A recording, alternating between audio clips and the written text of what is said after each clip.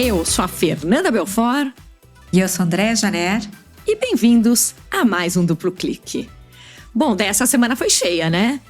Aqui isso no foi uma Brasil, semana curta, né? Semana de feriado no meio. E não só, né? A gente gravou na segunda, então ficou mais curta ainda pra gente. Mas mesmo assim não falta assunto, né? Porque não, pelo contrário.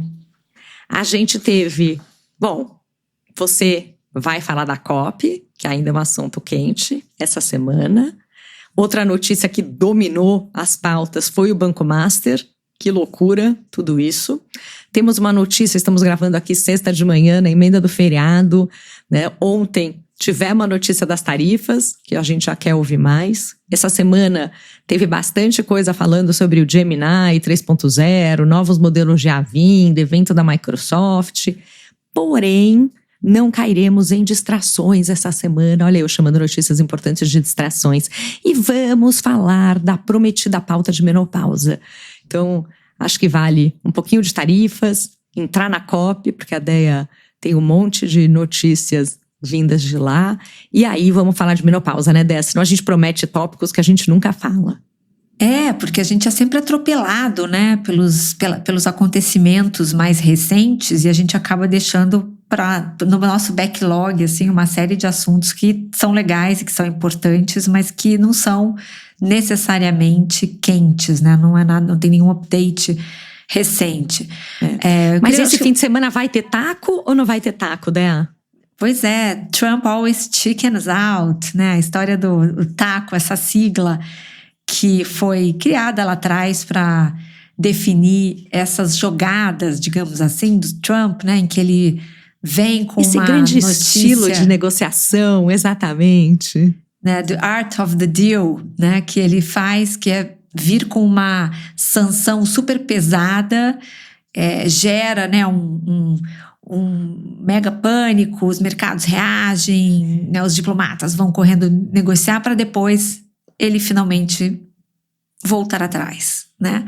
E foi isso que aconteceu com o Brasil, né? Então, ontem à noite, a gente recebeu a notícia de que o governo americano estava retirando a tarifa de 40% sobre cerca de 200 produtos agrícolas exportados pelo Brasil e por outros países, com destaque especial para café, carne bovina, açaí e cacau. Produtos amazônicos também, né? O suco de laranja já tinha sido salvo antes, Sim. Agora salvaram a carne, o café. Mas nada como a realidade bater a porta, né, Déa? Na inflação, acho que uma série de coisas, na né? conta a pagar, na popularidade.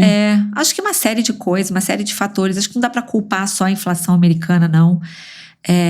Eu acho que enfim, o governo brasileiro também, acho que teve a gente tem que admitir que houve uma boa negociação, foi feita de uma forma foi conduzida de uma forma correta, né? A gente sabe que tem aí grandes articulações por trás aí nos bastidores, certamente JBS teve um peso enorme nessa articulação, e isso acabou sendo retirado da forma como veio, ou seja, era uma medida muito injusta, totalmente out of the blue, né? E assim como ela foi imposta, ela foi retirada de uma forma quase que não precisava ter criado todo esse problema. O que eu achei interessante é que a medida é retroativa, então é válida para produtos que chegaram aos Estados Unidos a partir de 13 de novembro, semana passada, que foi a data em que o ministro das Relações Exteriores do Brasil, Mauro Vieira, se reuniu com o Marco Rubio, né, para tratar do assunto. O Trump também cita, né, no texto, né, na nota que ele anuncia a suspensão das tarifas, ele cita as conversas que ele teve com o Lula, a química, né, a famosa química, e ressaltando aí o relacionamento com o Brasil e tal. Então, foi bem interessante, assim, essa maneira como a coisa aconteceu. O Lula, obviamente, comemorou, porque foi uma vitória mesmo da diplomacia brasileira, da forma como o Brasil conduziu, e fez uma declaração que eu achei curiosa, assim, né? Ele disse que ninguém respeita quem não se respeita.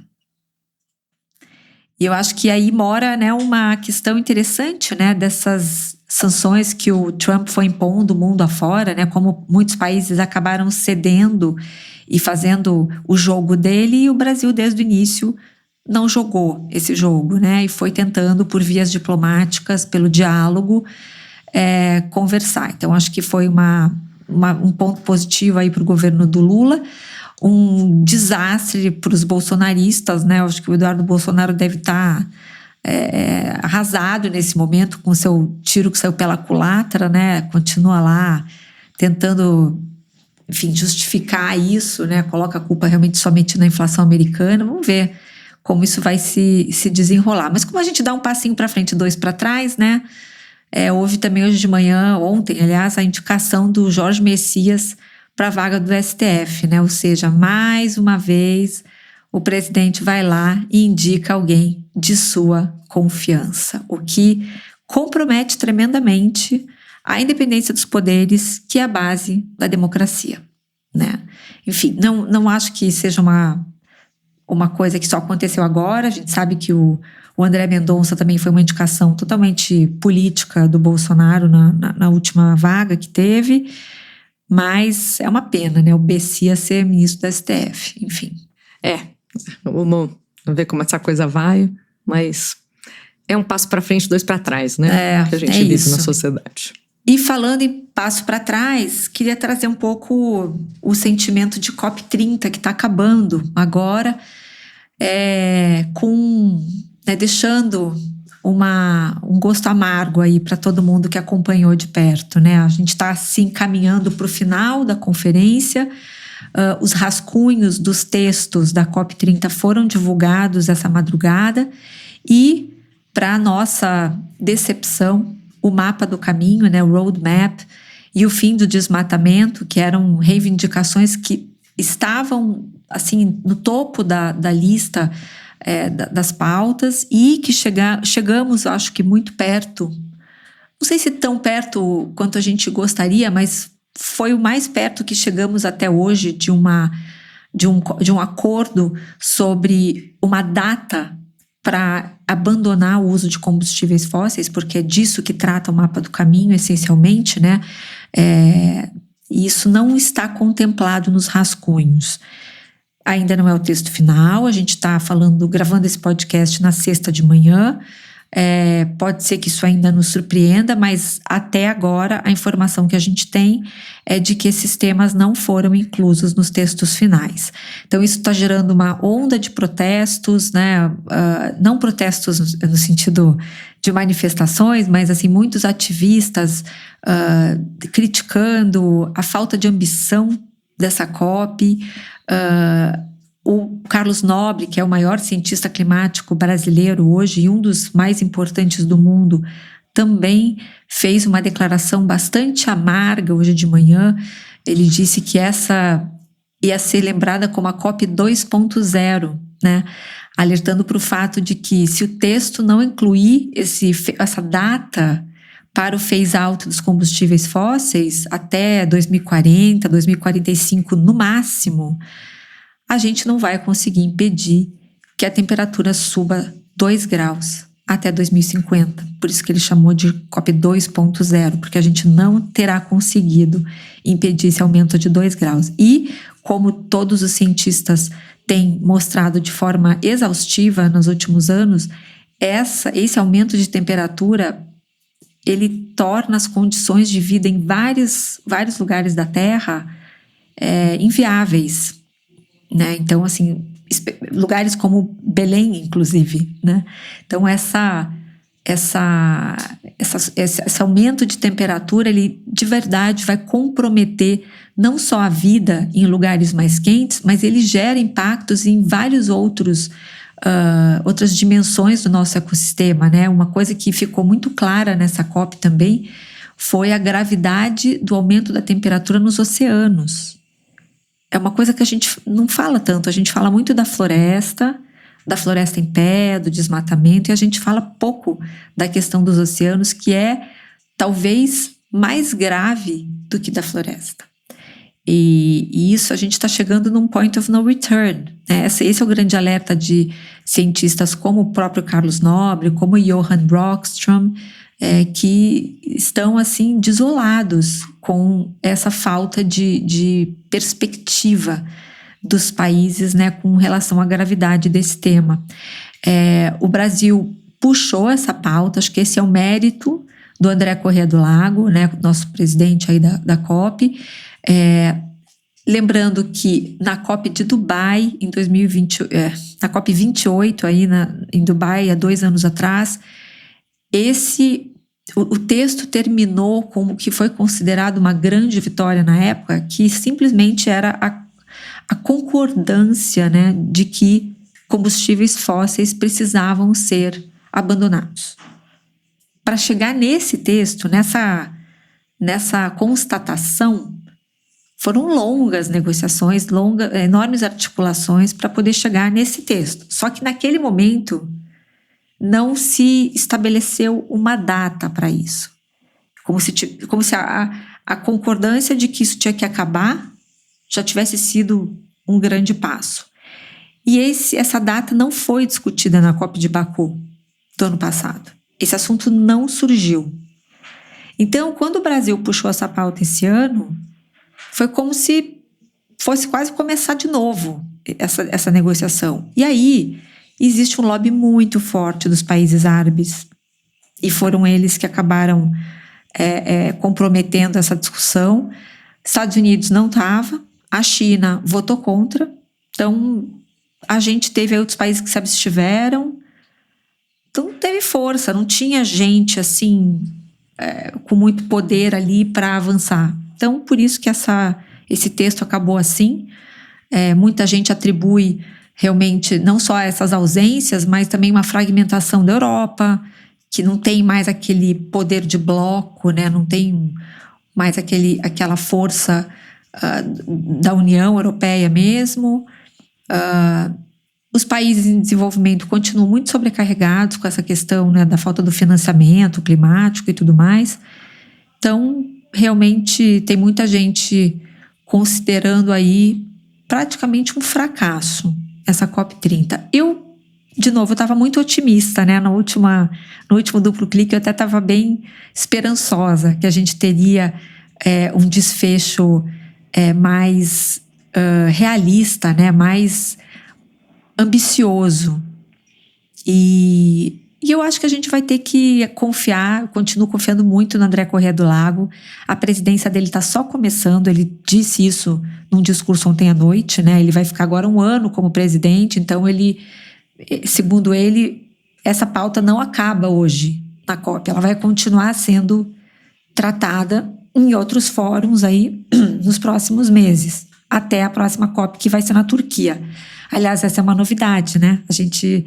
Na última COP, no último duplo clique, a gente não sabia onde seria a próxima COP, estava ali uma disputa entre a Austrália e Turquia, e a Turquia saiu vencedora, né? Uma pena, porque eu acho que a Austrália seria um momento muito bom para a Austrália sediar uma COP, porque a gente está falando muito dos oceanos e das barreiras de coral, que estão super comprometidos, mas enfim, Turquia vai ser o próximo país a sediar a COP 31, e o André Corrêa do Lago tem pela frente, aí nas mãos, um grande desafio de tentar avançar essa pauta até a próxima COP. O problema é que a gente está aqui numa contagem regressiva, né? A gente está muito atrasado e 1 ano é muita coisa, né?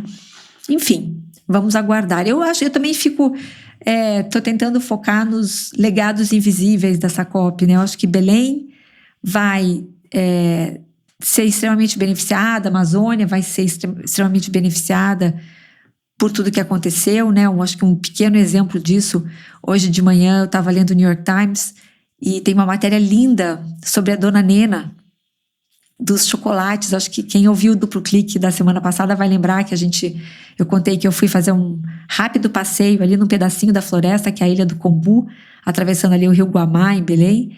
E um dos passeios que a gente faz é visitar a Dona Nena, que é uma fábrica de chocolates artesanais com cacau da Amazônia, que é um chocolate super premiado. E ela era uma mulher, assim, ribeirinha, enfim, uma história muito bonita.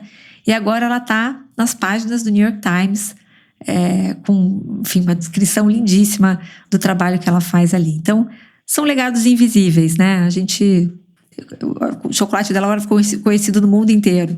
Então, acho que tem outras coisas boas aí. Um acordo que a prefeita de Paris assinou com Belém, um acordo de cooperação entre as cidades para revitalizar o centro histórico de Belém. Então, tem muita coisa bacana que vai acontecer, mas a gente precisava realmente de um passo maior. Mas, enfim, é a vida. Essas mudanças não são simples, né? Assim, tem 1000 temas econômicos envolvidos. A gente sabe que do outro lado tem os Estados Unidos, com o Trump no Drill Baby Drill, querendo cada vez mais usar combustível fóssil. A gente tem um tópico que a gente até discutiu de colocar na pauta, né? Vamos ver se a gente traz na semana que vem, que é a bolha de ar. Mas quer dizer, toda a economia muito focada nisso, e a gente sabe que o segundo gargalo mais importante é a energia. Então, infelizmente, a gente tem muitos interesses econômicos hoje que vão contra essa agenda. Espero que a gente consiga evoluir, né, nessa direção, com novos tipos de energia renováveis, mas a verdade é que a demanda que existe no mundo hoje por energia tem um gap enorme, principalmente se a gente tira energia, né, combustíveis fósseis. Então, por isso duro, que é um phase out, né? Por isso, exato, acho que é um processo, né, Dea? Por isso que é um processo. A gente não, a gente entende que isso precisa haver uma transição, né? Mas a gente tinha que ser capaz de colocar uma data. 2040 são 15 anos. Não, concordo. De drill, tem baby, drill, né? Exato. Tem bastante, né? dá pra extrair bastante petróleo em 15 anos, né? Inclusive, eu achava, eu fui talvez ingênua nesse sentido, mas eu achava que essa história o Lula foi pessoalmente a Belém quarta-feira, né? Ele esteve lá presencialmente na expectativa de arrancar a forceps esse acordo da data, né, do mapa do caminho. E eu tinha para mim que isso era importante para ele, não só pela imagem, né? Eu não acho que o Lula, pelo legado que ele quer deixar, né? Eu não pela acho que vontade o Lula... que ele tem de ter um papel mais importante globalmente, né? Ele queria negociar a paz da Ucrânia. Então, existe uma agenda clara dele nisso, né? Eu não acho que ele esteja preocupado com o futuro do planeta, tá? Deixa eu deixar isso bem claro. Eu não acho que ele está fazendo isso porque ele seja um grande defensor, um grande apoiador, né, da causa climática. Não acho. Da minha visão, ele estava tentando arrancar esse acordo e essa data final para ele poder extrair petróleo na foz do Amazonas em paz. Ah, perfeito. Sabe? Tipo, sim. Gente, porque ele foi super tem uma criticado data, então por até isso. lá a gente vai tirar. Então, por enquanto, eu consegui criar, né? eu consegui criar eu consegui estabelecer uma data. Então, até lá, não me encham o saco. Eu vou extrair mesmo. Agora também descobriram petróleo na Bacia de Campos. Então, assim, a gente vai drill, baby, drill, tá? Mas tudo tem uma data para acabar. Tá tudo dentro de um grande plano, né? Sim.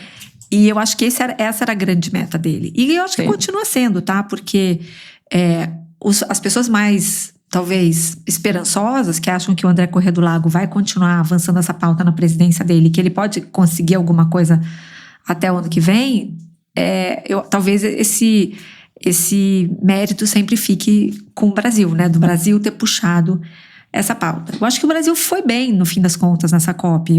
Eu acho que, assim, vamos observar aí qual vai ser a leitura final, né, em retrospecto do que aconteceu na COP, mas eu acho que de uma forma geral o Brasil fez uma bela COP, né, tirando obviamente as falhas de organização e de infraestrutura, que eu acho que essas são inegáveis, né, e foram muito feias. Acho que muitas foram sendo resolvidas ao longo dessa semana, e eu acho honestamente que não será por elas que o Brasil será lembrado. Acho que foi feio, foi ruim, mas assim, no fim eu acho que o saldo para o Brasil como um protagonista, talvez, na questão climática, vai ser um legado.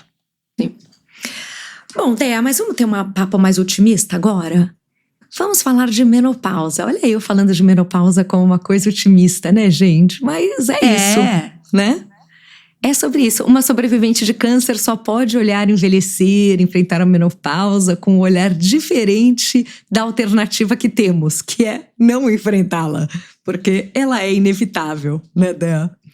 Mas, bom, o que a gente tem de novidade, né? Nessa última semana, o FDA anunciou que vai remover aqueles avisos, né? Eles chamam de black box warning, né? Aquela caixa preta que existe avisando sobre riscos graves de medicamentos das terapias hormonais para a menopausa. Isso vai acontecer ao longo dos próximos 6 meses.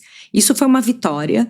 Quem acompanha esse tema sabe que isso já existe uma unanimidade no meio médico de que os estudos e o que levou a essa percepção de que tratamentos hormonais eram muito perigosos hoje não são mais válidos, ou porque esse estudo foi feito e chegou a conclusões em cima de parâmetros que têm uma série de falhas, ou porque as próprias terapias que são usadas hoje já evoluíram e são melhores. Mas isso veio, né, de um estudo que foi publicado em 2003, que foi chamado, né, de Women Health Initiative. E esse estudo acabou levando a uma série de conclusões, como o estrogênio e a progestina receberam alertas de câncer de mama, AVC, trombose, no mesmo nível de opioides e quimioterapia.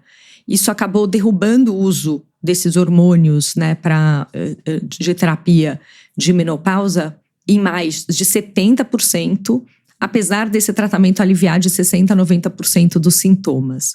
Isso, hoje, é entendido de que o estudo acabou gerando um pânico em uma série de coisas que hoje caíram por terra. Esse estudo avaliou muitas mulheres mais velhas, com média de 63 anos, e formas de uso dessas terapias que hoje não são mais usadas. E, além disso, chegou a uma série de conclusões. Teve, né, alguns slogans de que aumenta o índice de câncer, aumenta baseado em números que não eram significativos. Então, hoje, essa terapia, né, eles chamam nos Estados Unidos de HRT, né, que é Hormone Related Therapies, mas essas terapias são consideradas, na maior parte das vezes, seguras. Claro que não é para todo mundo. Eu, por exemplo, sou sobrevivente de câncer. A recomendação é não usar hormônio, porque não tem muitos estudos, tem vários tipos de câncer de mama. O câncer que eu tive não era relacionado a hormônio, então isso muda um pouco, mas mesmo assim existem alguns indícios de que talvez isso possa aumentar a chance de um câncer voltar. Eu, que estou conseguindo gerenciar a menopausa com outras coisas, não uso hormônio, porque eu não quero brincar com esse risco, mas eles trazem muito esse tema de que menopausa é algo que precisa ser falado e que hormônio, muitas vezes, é algo que deve ser usado. Quando a gente começou a falar mais de menopausa nos últimos anos, porque antigamente ninguém falava nisso, né? Assim, era um assunto... Quando comecei, por fazer quimioterapia, eu tenho 48 anos hoje, eu terminei às 5 a quimio, então eu tinha 43. Quando você faz quimioterapia, seu ovário, tudo para de funcionar do ponto de vista de hormônio. Então, você entra numa menopausa ali, muitas vezes você não volta, né? Eu até voltei a menstruar depois, mas essa perimenopausa já me encontrou de cara. Tem mulheres que acabam tendo que tomar remédio, não é o meu caso, para suspender os hormônios ou tirar os ovários. Daí você realmente entra nessa perimenopausa, na menopausa, de forma muito mais intensa. E só para a gente também, né, ter aqui a terminologia de uma forma correta, a gente fala de uma forma geral em menopausa, mas na verdade menopausa é quando você fica 1 ano sem menstruar. A idade média em que isso acontece é 51 anos, geralmente entre 45 e 55, né? E a perimenopausa, ela pode começar de 7 a 10 anos antes. E é super normal, assim, ter mulheres que aos 35 anos já passam a ter sintomas. E aí, é esse período que seus hormônios já estão mudando. E, historicamente, tratavam, né, a menopausa, ou a medicina reduziu a menopausa a calor, suor e uma TPM ampliada. Então era isso. Tinha até um termo nos Estados Unidos que chamavam, né, de whiny woman, dessas mulheres que chegavam sem sintomas muito claras, mas falando de várias coisas, e que a medicina falava, é isso, bola pra frente, né? E não dava atenção. Então, no fim, dizem que a menopausa provavelmente foi o tema mais sério de medicina que foi negligenciado nos últimos anos e que, se tivesse acontecendo com os homens, provavelmente já teria uma série de tratamentos e coisas, mas eles acabavam acontecendo com as mulheres, né? Tem uma médica que eu adoro, que chama Mary Claire Haver, e ela fala, né, que é como se os testículos encolhessem e morressem aos 51 anos. Se isso tivesse acontecendo com os homens, o mundo inteiro iria reagir de uma forma diferente a isso. Mas como acontece com as mulheres, não, né? É frescura. Tem muito essa percepção. 85% das mulheres, segundo o estudo de 2023, né, que a Mary Claire cita, relatam sintomas de menopausa e só 10% receberam tratamento, geralmente não hormonal. E muitas mulheres acabam sendo tratadas com antidepressivo ao invés de usar uma terapia hormonal. E, né, assim, a menopausa, eu gosto muito dessa frase, né? A menopausa é inevitável, mas o sofrimento não deveria ser. Né? Perfeito. E falam, inclusive, de que o tratamento médico, né? Então, a Mary Claire fala que durante a faculdade dela de medicina, ela teve 6 horas, mais ou menos, de tratamento sobre menopausa, nos 4 anos de residência que ela fez. E ela cita que na residência tem esse código interno, né, da Wine Woman. Então, isso é algo que realmente é super negligenciado, que está vindo em pauta hoje e que a gente nunca tinha falado sobre isso no Duplo Clique. Com essa notícia da FDA, eu achei que vale a pena a gente trazer. Eu fui buscar um pouco, né, das referências que eu tenho, de coisas legais que eu vi nos últimos anos, de conteúdos, e a Mary Claire com certeza é uma referência interessante. E uma das opiniões que eles falam, inclusive, é que quem deveria tratar a menopausa não é o ginecologista, né, porque o ginecologista cuida de uma parte muito pequena dos sintomas da menopausa. Os sintomas da menopausa, e daí eu tô falando, né, claro que é perimenopausa, eu tô usando esse termo como um termo aí mais guarda-chuva, mas existem cerca de 70 sintomas catalogados, né?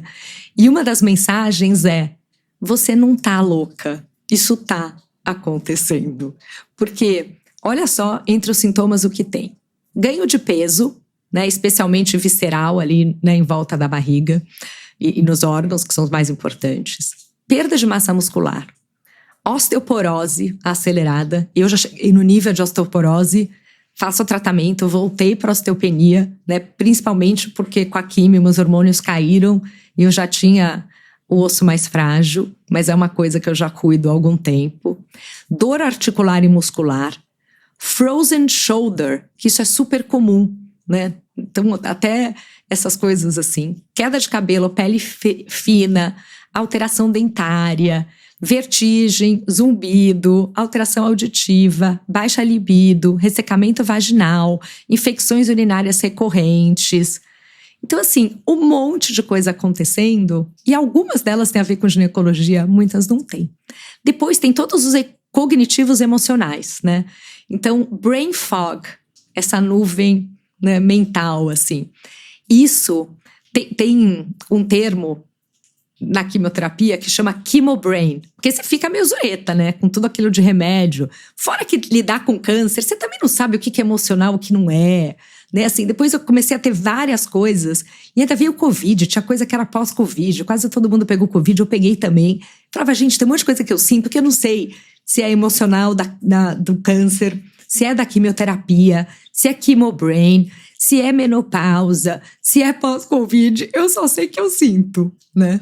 E muitas vezes era, gente, não sabemos direito, bola pra frente. Mas entre os sintomas que estão catalogados, tem o tal do brain fog, né?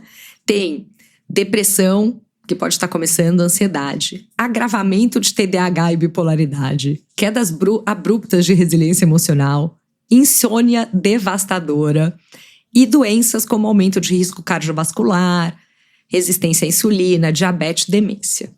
E aí você vai me falar, né, ô Fernanda, isso aqui é pauta otimista? Você tá me lendo 70 sintomas catalogados? Mas eu acho que o lado otimista é a gente saber que a gente precisa tratar essas coisas, deve tratá-las, que não é loucura, né? Assim, eu não sei, mas é brincadeira, é uma loucura. Eu já esqueci a palavra, eu trocava a palavra. Hoje em dia, então, eu tenho um monte de amiga com isso. Você sente essas coisas? Super. Eu acho que desses sintomas que você leu aí, eu check all the boxes, assim. E é muita coisa, assim, difícil de mensurar também, né? Então, a gente fala que um pouco é da idade, um pouco é da Covid longa, um pouco né, estresse que a gente está vivendo. Então, assim, a gente vai, às vezes, negligenciando os sintomas, né? Eu acho que a perimenopausa, que é um dado importante que você trouxe aqui, que ela pode começar até 10 anos antes, né? É muito tempo. E muitas mulheres passam esse tempo todo sem reconhecer esses sintomas, às vezes não sabem nem o que é perimenopausa, não sabem nem, né, o que é essa fase da vida.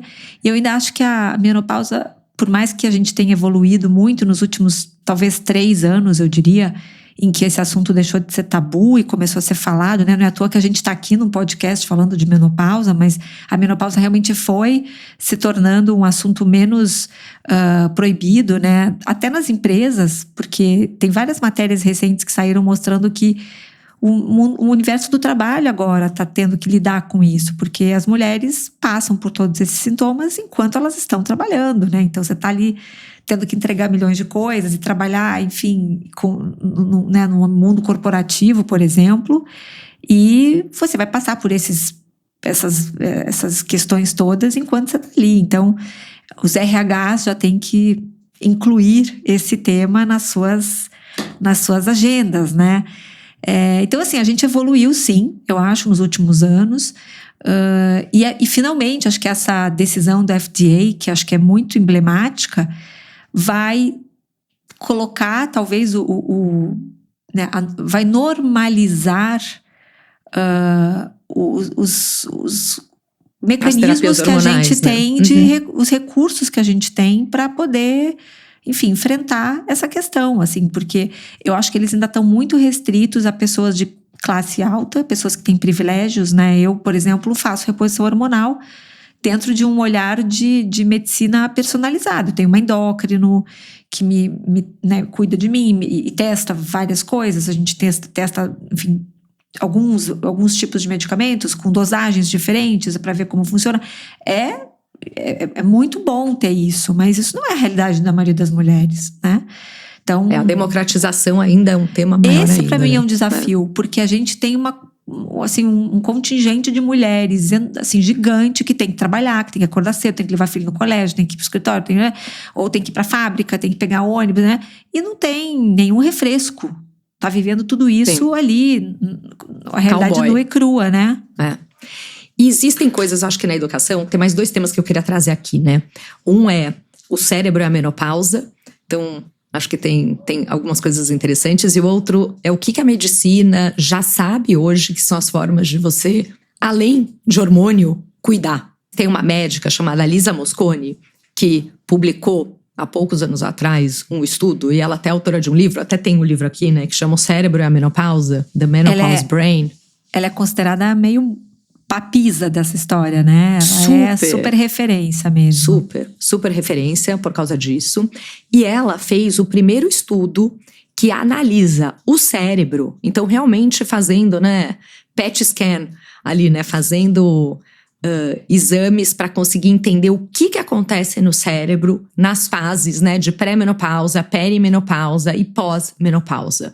Então, foi um estudo super inovador e pela primeira vez a gente pôde ver a imagem no cérebro do que acontece e qual que é a relação entre hormônio, né, e não só hormônio, mas essa fase toda e o que ela acontece. Então, assim, não é loucura. Eu lembro que eu falava, gente, eu não dou mais conta. Eu dava conta de... E eu brinco que assim, né, eu estruturei a minha vida para ser, né, assim, uma pessoa que hiperperforma. Então, assim, eu tenho marido, eu tenho 2 filhas, eu tenho 2 cachorros, eu tenho trabalho, eu faço podcast, eu não sei o que, eu cuido da casa, milhões de coisas, né? Acho que a Dea consegue relate with this, porque você é igual. Muita gente que nos ouve também. Muitas que passa por esses muitos papéis. Aí, assim, durante o câncer, eu já, assim, não conseguia dar conta, né? Às vezes eu acabava de trabalhar, juro por Deus, e deitava, na químio, na minha mesa. Deitava na mesa, assim, sentada. Eu demorava tipo 1 hora. Minhas filhas vinham, meu marido, tá tudo bem? Eu falava, tá tudo bem, eu só não consigo levantar ainda.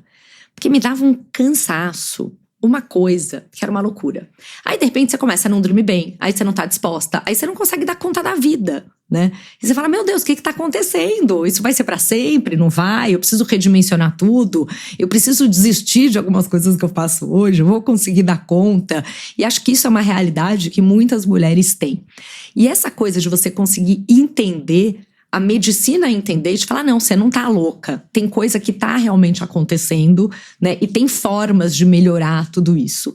Mas parte do que começaram a descobrir dessa relação com o cérebro é que realmente existe uma mudança nessa parte de brain fog, de irritabilidade, né? De mudança de humor, de memória e foco. Tudo isso apareceu. Então, ela é a primeira evidência direta de que esses sintomas cognitivos e emocionais da menopausa são produzidos pela alteração hormonal no cérebro e não são coisas psicológicas. Então, acho que isso é algo muito importante.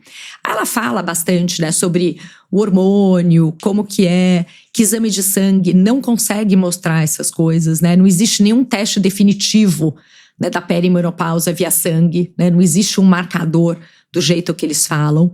E o cérebro continua responsivo ao estrógeno até os 60 anos ou mais. Então, os receptores de estrógeno continuam aumentando até pelo menos 65 anos. Então, aquela hipótese antiga de que depois de 6 anos de menopausa, os receptores desligavam, né, e toda a interpretação que existia nesse estudo do Women Health Initiative sobre a janela terapêutica estreita, acabou mudando. A janela para terapia hormonal é muito mais ampla do que se acreditava e é fundamental testar como o cérebro reage ao estrógeno, né, em diferentes idades. E hoje existe uma ideia de que você começando mais cedo esse tipo de tratamento hormonal e tudo pode potencializar, né, não sei se é potencializar, mas pode diminuir o quanto tudo isso acontece no cérebro. E potencialmente, isso abriu uma janela de N estudos que precisam acontecer, né? Então, parte das coisas que eu tô falando aqui não são certeza, mas de que isso pode até ter uma relação com Alzheimer, isso pode ter uma relação com uma série de coisas que você pode evitar.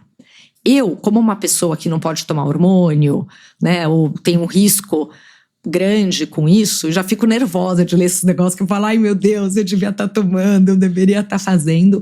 Mas acho que tem um lado que está ligado um pouco ao hormônio, mas tem um lado que está ligado à medicina tá conseguindo comprovar e como também durante muito tempo, até porque teve esse estudo que falava que o hormônio era ruim e durante, sei lá, 20 anos quase não houve mais estudos, né? Então, isso foi um ponto também super impactante em que a medicina ficou meio parada nesse assunto durante muito tempo, né, Dea? Enquanto isso, o que eu observei nos últimos, talvez, 5 anos, 4 anos, foi uma explosão no mercado, né, que a gente chama de Femtech, né, que é o mercado de, enfim, as startups que nasceram aí nesses últimos anos para desenvolver soluções para mulheres, né? Então, hoje o que a gente vê em contrapartida é um mercado, assim, que tem, assim, muitas empresas hoje em dia vendendo produtos que são, assim, prometidos como soluções para muitas questões da menopausa. E o que também gera um certo desconforto, eu acho, com soluções que a gente não sabe direito se são reais, se são seguras, né? E hoje existe realmente uma onda, né? Tem muita gente surfando essa onda desse hype, digamos assim, da menopausa, né? Então, acho que isso é uma preocupação ao mesmo tempo. Então, com certeza, Dea. E aí, indo um pouco no que a medicina hoje fala sobre isso, né? Assim, a gente sabe que, para falar de hormônio, depois a gente vai para outras coisas, né? O hormônio é seguro para a maioria, quando iniciada cedo, né, com perimenopausa, ou seja, nos primeiros 10 anos, ele pode reduzir o risco de doença cardiovascular, diabetes, demência e mortalidade geral. Melhora o sono, humor, libido, massa muscular e composição corporal. E que o estrógeno, não causa câncer de mama. Isso é um mito que veio, né, desse estudo, mas ele não causa. E que até para mulheres com histórico de câncer de mama, o estrógeno vaginal é seguro e também evita infecção urinária e muitas coisas. Então, algumas coisas a comunidade médica hoje, né, fala.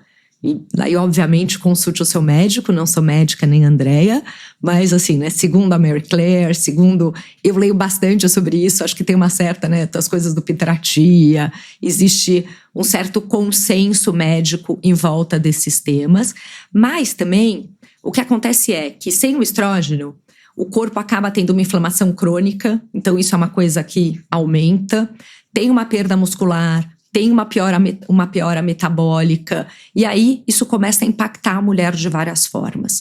Quando você vai um pouco para a abordagem, né, multidimensional de como você deve tratar a menopausa, existe esse lance de fazer complemento, né, hormonal. Quando você é elegível, você pode, obviamente isso é algo que você precisa tratar com o seu médico, mas existem outras coisas que não envolvem medicação e que são super importantes. Primeiro, tudo começa com sono. É o primeiro alvo do tratamento. Sem sono, nada funciona. Você precisa dormir bem. E eu lembro que eu tinha, né, umas conversas com a minha médica também, de virar e falar assim, mas eu não tô dormindo bem porque eu, de repente, tô com essa coisa hormonal e porque eu tô tendo, né, esses momentos de fogate, de acordar com calor E ela começou a me explicar que não necessariamente é nessa ordem, né? Às vezes o que tá desencadeando tudo isso é porque eu não tô dormindo bem.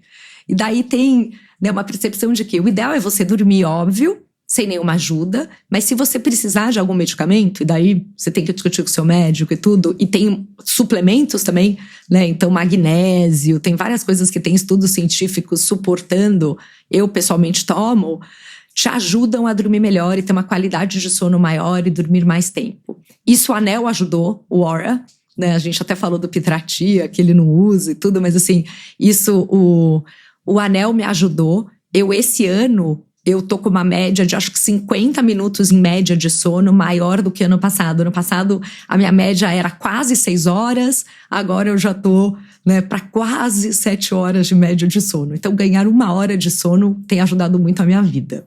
Então, sono é a coisa número 1. Depois, treino de força. Esse é um pilar enorme de longevidade, né? Ele protege contra a osteoporose, reduz essa resistência à insulina, previne fraturas. E assim, músculo, a gente falou isso também no Pitratia, né? É a poupança do velho. Você precisa garantir uma massa muscular, porque isso ajuda um monte de coisas.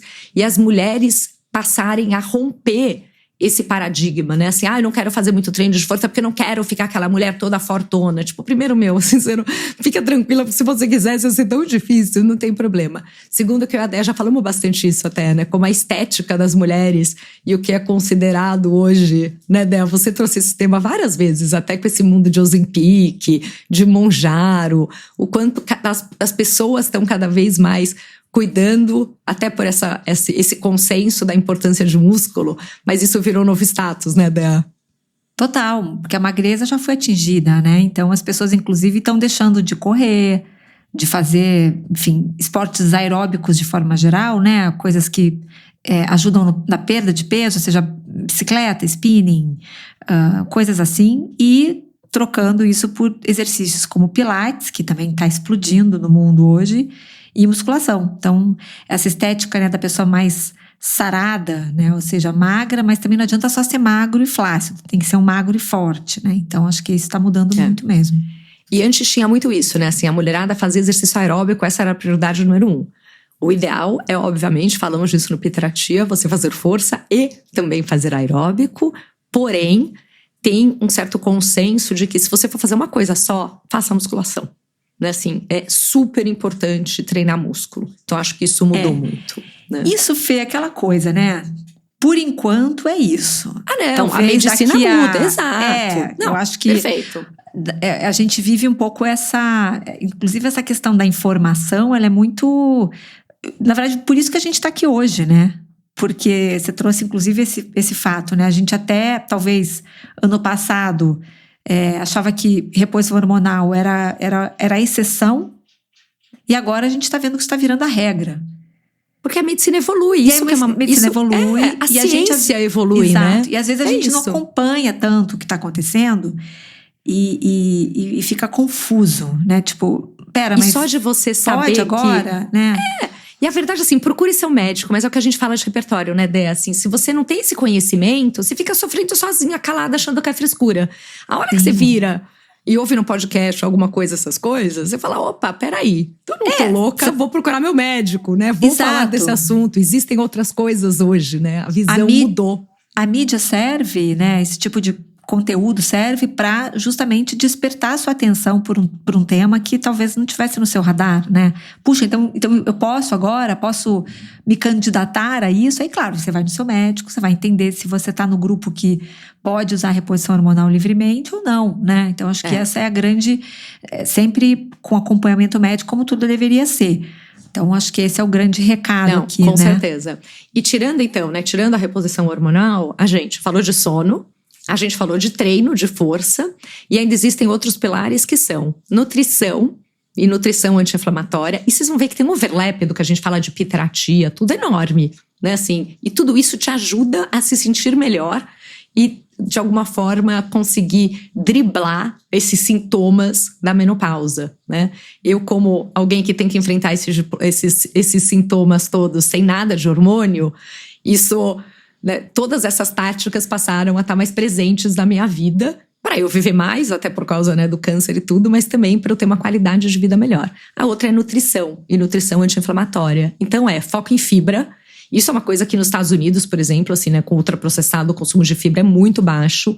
Aqui no Brasil, acho que a gente come mais fruta, tem, né, ainda mais as pessoas que tem acesso a mais informação e recursos para uma alimentação saudável, mas assim, fibra é super importante, vitamina D, magnésio, que eu acabei de comentar, proteína, né? Então, isso para mim é super difícil, ainda mais porque eu como carne raramente e tal, mas assim, proteína é super importante e redução de açúcar adicionado e toda essa importância que cada vez mais se fala, né, dessa saúde, gut health, né, da microbiota e tudo isso, que é super importante. Existe também uma discussão em relação a jejum intermitente. Isso é algo que existe. É um tema que hoje é até, eu acho que um pouco mais polêmico do que era. Alguns anos atrás se falava muito disso. Né, como... Passou não um como tempo dieta, sendo a recomendação número 1 para perder peso, né? Então, e para combater doenças também, por causa da autofagia, mas eu acho que assim, não como dieta de emagrecimento, até porque hoje, Ozempic, Mounjaro, tudo isso veio, mas como uma forma de reduzir a inflamação, melhorar a cognição. Então, acho que existe um tema de jejum intermitente. Obviamente, se tem algum distúrbio alimentar, se precisa, né, entender, tem várias contraindicações para você não fazer. Mas, o que eu ouvi que ficou mais polêmico é esse lance também de jejum intermitente versus uma alimentação adequada e alta em proteína para manter massa muscular.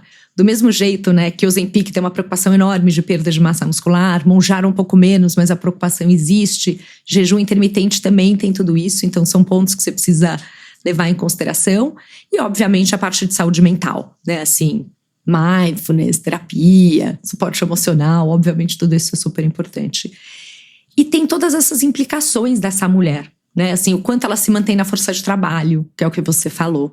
Tem um lance também, né, Dea, do quanto isso é percebido e do quanto isso impacta divórcios, casamento, um monte de coisa. Porque, de repente, a mulher tá passando por um monte de coisa ali que a sociedade não entende direito, ela não entende direito, os maridos menos ainda. Então, acho que é um tema que, pela primeira vez, a gente fala com um pouco mais de profundidade no Duplo Clique, mas é um tema que entre as mulheres, né, um pouco mais velhas, tá super em pauta e acho que é importante. E eu, assim, Dea, quando eu comecei a química, eu comecei a viver essas coisas, o meu conhecimento disso, e olha que eu sou uma pessoa informadinha, né? Não sou, assim, uma... Pouquinho. Dea, não sabia nada. Absolutamente nada sobre isso. Hoje, 5 anos depois, 5 anos e meio, eu já tô mais educada sobre o tema, já uso mais recursos e é realmente assim, é um outro patamar do quanto se fala isso na sociedade, mas acho que ainda é um tema e por isso que, né, finalmente, anos depois, pelo menos o FDA tá tirando tudo isso. Ainda tem as implicações legais, ainda mais nos Estados Unidos, de você né, falando para uma pessoa tomar um remédio que pelo FDA é considerado algo que tem um alto risco de dar câncer. Então tem um monte de coisa nisso tudo que a gente está vendo que está se solidificando e mudando, e que são forças que ajudam muito as mulheres a se manterem ativas, plenas, nessa segunda fase da vida, que com a longevidade vai durar muito mais, né? E assim, e a quantidade de mulheres que precisam estar na força de trabalho, precisam estar ativas na sociedade. Acho que esse está longe de ser um período de reclusão, né? Acho que é o contrário, a gente com 50 mais, muitas mulheres que eu conheço estão entrando numa fase assim, no auge da sua vida produtiva. Os filhos já cresceram, muitas já saíram de casa, né? Essa sensação de quase missão cumprida, né, com os filhos e tudo mais, inaugura uma nova era na vida da mulher. Ela pode agora tudo, pode voltar a estudar, pode mudar de carreira, pode fazer um sabático para conhecer o mundo. Enfim, tem muitas possibilidades aí que essas novas descobertas estão colocando na nossa frente. Assim, a gente pode, de fato, enfrentar tudo isso, encarar tudo isso como um novo começo, né? E não um fim de uma vida cheia de vitalidade e energia, né? E a Mary Claire fala uma coisa que eu acho que é interessante, né? Que ela fala, uma parte eu já falei, né? Que a menopausa é inevitável, o sofrimento não é, mas que você precisa e tem como se defender, e que o sistema que falhou por nós mulheres, né? Porque realmente, assim, você para pensar, e é um tema tão grande, tão importante, que foi totalmente negligenciado por 20 anos. Então você fala, cara, a gente tá em 2025 e sei lá, em 2020 a gente não falava sobre esse tema com tanta abertura. Então é chocante quando você para pensar, né? E acho que a gente já tá podendo entrar nessa fase vivendo uma realidade diferente, né? Essa frase de você não está louca, você não está sozinha e existe tratamento, né? Acho que tudo isso são mensagens super importantes. E a gente tem, assim, graças às redes sociais, né, mais acho que um ponto positivo aí das redes, muitas pessoas legais falando sobre isso e normalizando esses assuntos, né? Sei lá, eu lembro da Cláudia Ruga, do Cool 50, a Silvia Ruiz, mulheres, assim, que são... Tem o Viva Coroa, mulheres super legais, contando, falando, abordando esses temas e dando uma outra perspectiva, né? E aí a gente olha para mulheres como, sei lá, Nicole Kidman, Madonna.